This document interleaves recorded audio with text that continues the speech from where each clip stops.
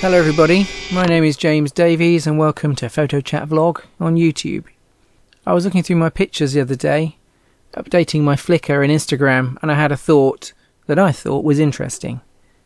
So if you're a follower of me, you will know that because I take a lot of photographs using film, the time it takes to process films and then sort through them, and because I don't post a lot of pictures every day, means that my Instagram and Flickr are often lagging behind my life in terms of time. So the pictures that I'm taking at the moment on 35mm film most likely won't be shared with the world until at least 9 months from now. And as I sit here recording this today, we are, in the UK at least, but also around the world, in the coronavirus lockdown, which means that our movements are restricted in order to protect us from spreading the disease. Now that has many implications for someone who likes doing photography as a hobby.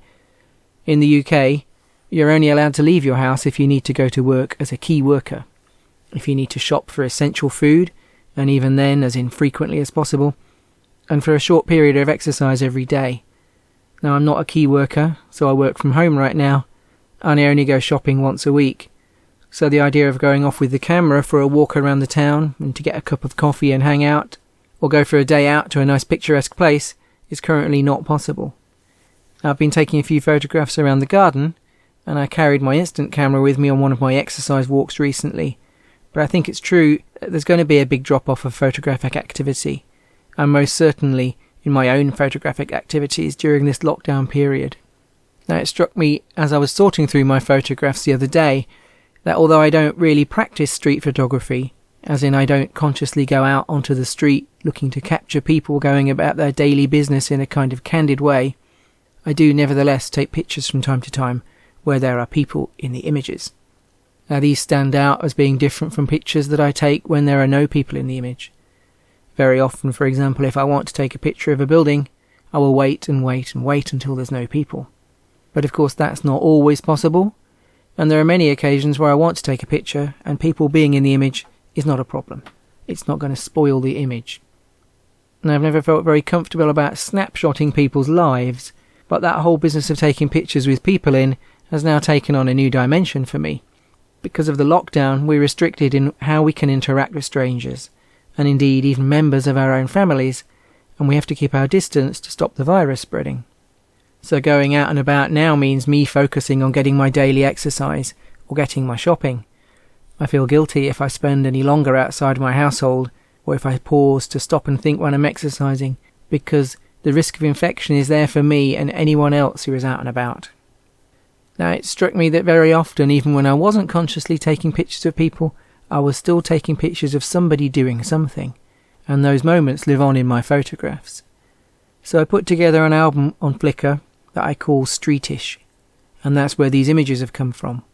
And as they roll past, I'm not going to explain each one individually, but I'll be talking about that practice of taking photographs whilst out and about, of recording a place or recording a moment and the people that are in that moment, that now live on in the photons that were captured by my images, by my photography. Because now, these images, they all represent people who didn't know about this. The pandemic is new to us. As a generation, as a Western society, we don't generally face the threat of infection from daily life. Part of the privilege of living in the West is that our water is clean and our food is safe to eat. So these are all images of people who aren't afraid of catching a disease. They're people for who the most part are healthy and can hang out together, and it makes me consider what together is, because some of the people are close to each other and some of the people are distant, but they're not consciously putting 2 meters distance between each other. These images are from days when it was safe to walk outside. You might bump into somebody and you might catch something like a cough or a cold, but the threat of a deadly disease, which can be very difficult to recover from, was not literally in the air when I was taking these photographs. And when I walk around at the moment, people seem frightened of each other. We're keeping our distance from each other. I might wave at somebody or put my thumbs up if we've consciously made a decision to set 2 meters distance apart from each other, just to say, hey, it's not personal, and thank you for stepping aside for me. But there are no crowds of people anymore. A lot of us are talking or thinking about when it gets back to normal, and if we ever do get back to anything that seems like normal, well, for a long time we may not be gathering in crowds. We're going to want to keep our distance because we won't know for a long time whether it's safe and whether we will have beaten the coronavirus. Now, I'm not a scientist and I'm not an epidemiologist. I'm just a regular person who didn't realise until now how much I like being out in the world around people. No matter how much of a people person or an introvert you may be, not that long ago, nobody realised that this was coming. And even after weeks of lockdown in the UK, we are still struggling as a society to deal with the consequences of that. So I'm struck, as I'm looking through these images, by how often I actually did include people in photos, and I did capture them, sometimes consciously and sometimes unconsciously. Moreover, I'm struck by how much I miss them, how much I miss people and being around people.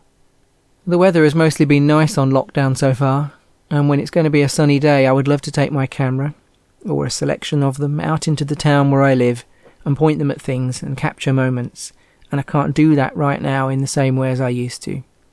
And mostly this is out of a sense of responsibility, because you mustn't spend time that's unnecessary outside, and you mustn't make unnecessary travel, and I know why we've got to do that. I know that's my part to play in outsmarting the virus and stopping its chances of reproducing amongst us. But in an unexpected way, it's given me a new perspective on how people are part of the joy of photography for me, and how it has been my privileged freedom to wander about with my camera and do what I like. I never really thought before about how it's not the same without people.